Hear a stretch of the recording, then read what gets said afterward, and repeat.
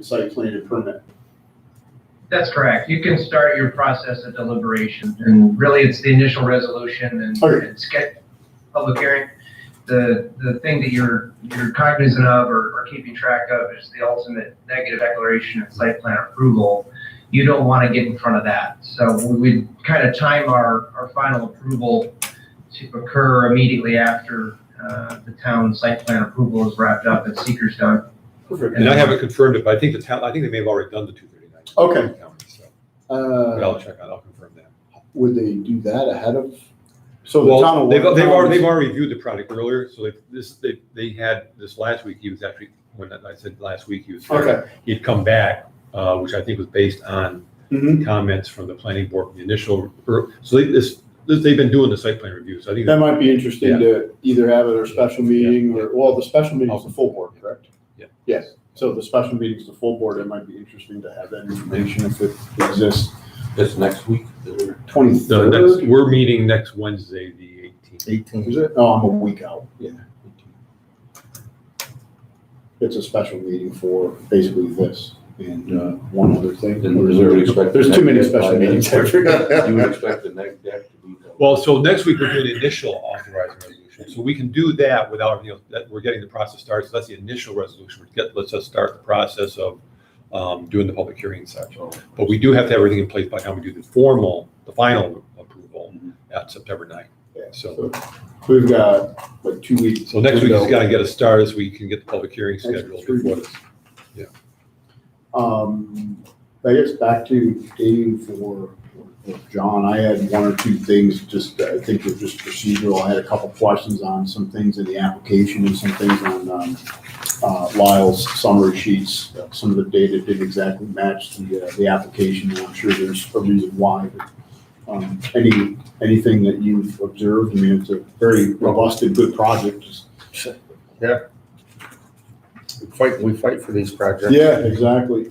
A question I had on the cost of benefit analysis, Lyle, the application and this one-page summary both are congruent. They say 15, new jobs, 5 added in 3 years, so 20 total. And then on this cost of benefit, it says 33. Is that taking into account I didn't know where the 33, the 57 temporary, are assuming were construction jobs? 57 temporary are construction. Okay. 33 is the 20 plus the spin-off as it affects. Okay, so it's sort of somehow baked into the program. Right. Okay. Yeah. You can never really see the data it just see the output and it's like, I don't know, it's a number. We've gone back and double checked those things. Okay. So and it's built into the program. Yeah, we're good there. In fact, you'll see, this is in color, but when it talks here about the ongoing jobs, you see yeah, I can see that spill over on the indirect jobs. It is, and the ongoing is 20 now that he's point that out. So it is kind of hard to, I didn't print it in color.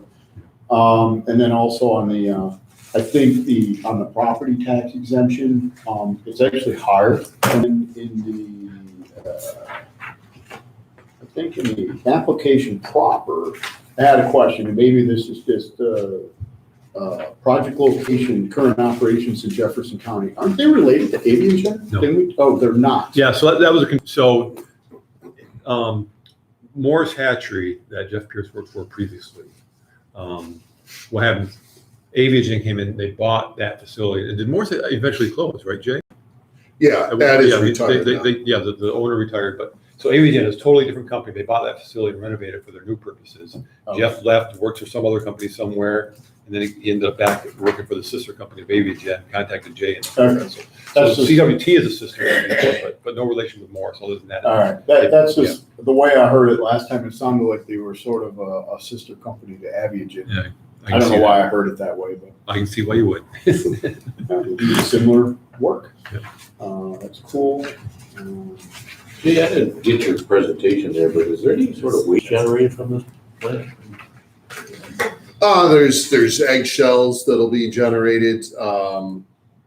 Nothing unusual other than eggshells. What do they do with them? Just stay in the landfill? They go into the septic. I believe they're ground, and I think they go into the septic system, if I remember correctly. They had a little bit of that mentioned in the EAF about the waste what it was. Yeah, Just yeah, separate solids from liquids. right, Could be a yeah. lot. I don't remember exactly what their waste stream is, but, with Aviagen, they, that it just goes into either their waste hauling system or into the septic, the sewer system, one or the other. So eggshells break down? Yeah, eventually they do. It takes a little bit, but I think we looked into that before, and they grind them, yeah. put them into the system.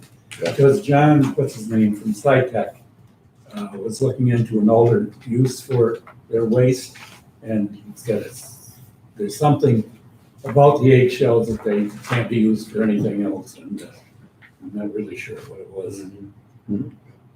So they're getting rid of the chicks like a day after they're born or after they're hatched? Within 24 hours, the chicks will be in transport to whatever their final destination is. And it's beneficial for the company if it's much less than. They go into these 24 holding hours. trays, like a little pellet of some kind of food to get them through the 2 or 3 days most, I think, is it travel, or is it?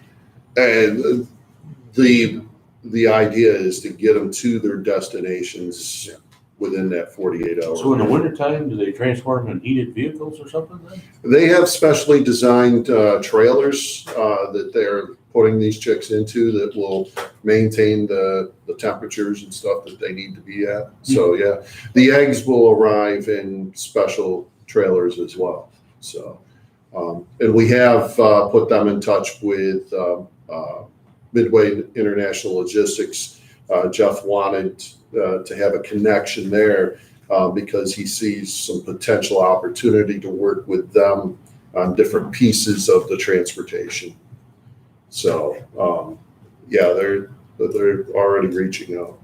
Just as a side note, very quickly, yesterday I was contacted by the Grow New York program, which basically goes through Cornell University. And there's an Israeli startup company in Syracuse called SOS, SOOS. And their function, what they're starting up in Syracuse, is they have the technology to transform the chick within the egg from a male chick to a female chick within the egg. And that they were reaching out to us to find out if CWT would be interested in this. Now, CWT is not an egg-laying operation. They are an egg hatchery to produce broiler chicks. So males and females are both edible. So not as much potential there, but at the same time, Jeff said, yeah, put them in touch. So I've already made that connection between CWT and SOS, which is based in Syracuse, an Israeli company based in Syracuse. Another question about it. Why would the layers not follow through and just, go through the hatching process? Why do they get rid of the egg? Destination to market. Their market in this case is primarily Canada. And so it's better to transport the egg. It's easier to transport the egg closer to the market and hatch the egg and then travel that short distance to your final destination, your broiler houses up in Canada, than it is to try and hatch that chick at the laying operation down in Georgia. That's a lot farther to transport a chick and a lot more detrimental. Same, if you think about it, same thing with cows going to their final destination. The less distance, the better condition the cow will be in. Yeah. So it's the same thing. The other thing, John, which you would have missed is part of the reason for the company being in a hurry to get the shovel in the ground, because Jay was explaining how there's a quota, requirement that Canada takes so many eggs, 20% or something, or 17% eggs, 3% chicks. 20% total, 17 eggs, 3% chicks. But there's something about that formula that they can take more chicks if they're ready to go. And that's what CWT is trying to do. Well, there's a tariff rate quota. They want to be up and operating so they can get that quota. So they've got that guaranteed market in Canada. On the end of the cost benefit analysis, based on the numbers that are in here, it's 29-1 regional cost benefit analysis, state 11-1, overall 27-1. So again, very robust project. Recap, 29,000 square foot hatchery / office / warehouse, town of Watertown in the agricultural industrial park. I think TI Agricultural Industrial Park, official. 15 new jobs, 5 in 3 years, so 20 in total. The things they're looking at are estimated as about 198,000 for sales tax based on the numbers that are in here, and the pilot exemption would be just under 610,000, which is exactly our 50%, and it's graduated, starts at 75, goes to 25, and equals 50% at the end. So we would exempt 50%. And the pilot payment would be calculated on 609, 661, again, based on the numbers that are here. And we would collect our standard fee based on the project just under 10 million, so 2% of the project value, which is 9.7 something, 9,750, 700. The fees paid, correct? Yep. Everything else is on here pretty good. It's on a properly. Looks like a properly cited size lot. I think it's 5 acres. And again, the EAF and all that stuff is with the town of Watertown. And Justin, you already said procedurally the timetable we're trying to achieve is more than acceptable. Yeah, generally, the first step is the adoption of the initial resolution, which does nothing more than accept the application and authorize Dave and staff to conduct a public hearing when you're ready. The public hearing just needs to be noticed on 10 days publication and sending a letter to the taxing jurisdiction. So you can basically govern the time tempo as to whatever time frame works best for them. You would strategically have your resolution, the final resolution, which is the meaningful one, teed up to be adopted right after they're completed with site plan. So I don't want the public to think Dave Converse is rushing this one. When you're the chairman of the real boards. I don't think we're rushing it either. Dictating the tempo. Bring it down. You guys. You got it. This is what we're designed to do. Got it. So, John or Dave, any other discussion or motion to I'll move it to the board. Okay, yes, second. Okay. All in favor, aye? Aye. Okay, so we'll move this to the full board to basically just keep this timetable that we're trying to do. You're gonna determine if in fact the permits and neg deck and all that good stuff are in place, because I suppose at least by the 9th, we're gonna need that. Yeah. It'd be great if we added to the special meeting as well. I went back and checked the Aviagen program that we did. We did it in 2015. The application amount was an even 5 million, just half of it. Just double then. Yeah. Is the size of the hatchery similar? He said they're similar, didn't he, Jay? Yeah, very similar. Yes, Cost of construction. 29,000. And the But how about chick output? Didn't you say Aviagen is maybe doing a smidge more? Aviagen does more. Well, with production. Aviagen, their cost too, they're renovating an existing facility. Okay. Save some cost too. Their market's the same, Canada then? No, Aviagen produces a much different chick. They're producing parent stock. They ship those all. I mean, there is a majority that goes into Canada, but Aviagen also ships those chicks all over the world from the Watertown location. Yeah. They were quoted when they cited here, the proximity to Canada and still being within a day's drive to LaGuardia, so they can ship, via plane overseas.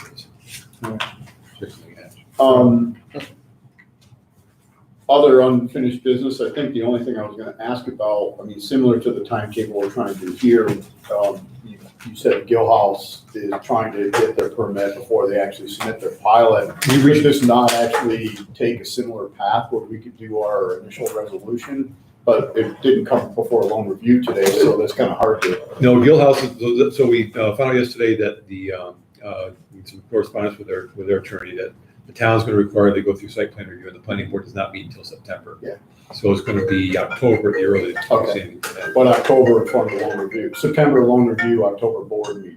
Because it never came before loan review yet. Oh, no, we said we'd move it to the full board, didn't we? Yeah. Yes, Right, that's right. yeah. We can skip the loan. But they weren't ready, you know, we Okay. thought they'd be ready, we're assuming, Okay. hey, there's no change in footprint, it's just the I renovation. just didn't want to Yeah. like have this thing snowball, then all of a sudden it's winter and nobody's doing anything. And, okay, there's some Yeah. improvements being made as we speak, but, I'm not certain that the site plan is necessary, but that's what the town board is recommending. at the end of the day, I agree with you, but that's the town I live in, and we approve things that are not required, not good, and delay things that should be approved. That might be every town. Okay, and I guess there's nothing else. So we've got a couple special hearings, but they have nothing to do with Right. loan review. Yep. They're all board stuff, and there's nothing else you need to bring up. I know Nope. you sent a couple emails that are premature Yeah, to but discuss. that's, yeah. Okay. Anything else? Anything John? more on the PCB project there, Dave? When we do our special, that's the other thing, so on the special meeting next week, we're planning to do the initial resolution for this and to have the contract ready for approval with Purcell. From a So- funding standpoint, Pardon? like you're like 1.5 million in funds and they're no $2 million project. That's $1 million project, yeah, so we're lining those up at this point. We're going to front some of that money to get reimbursed, but, you know, Is we the talked county about, gonna support some of that? we're putting a request, that we're anticipating that, I mean, but that won't be finalized till the project's underway, so. Yeah. And then, I was talking to Joel Malone over the weekend, and he was telling me that the JCC's attendance or enrollment is like 1,500 students. It's normally 4,000. this down. They gotta be really hurting. Wow. Said they've cut a lot of programs and it's not a good number for them. Nope, back to where it was. Justin, I doubt you have anything else to discuss for loan review, but I'll ask. No, I'll defer to Dave if he has any other topics. No, I think we're good for I now. think we're good. Anything, you were on the phone, anything you need to add or bring up or question? No, not really, nothing. I have a couple of questions, but Well, yeah, just that we have a couple emails that are premature to discuss, sure. Motion to adjourn from anyone? Motion to adjourn. second. Okay, all in favor, aye? Aye. Okay. Meeting stands adjourned, and we'll see everybody at the special board meeting 18th? See you, Justin. Thanks, Justin. Justin, can I call you shortly? What's that? Are you free this morning? Can I call you shortly after this in about within the next 20 minutes or so? I just sent you an email Okay. on the Convol thing, so yeah, I think we definitely need to circle up. Okay. I have a quick question now that we're out of session. I will let you. Tell me again, 1 second, please, if you don't mind. Is it okay to stay and listen? yeah,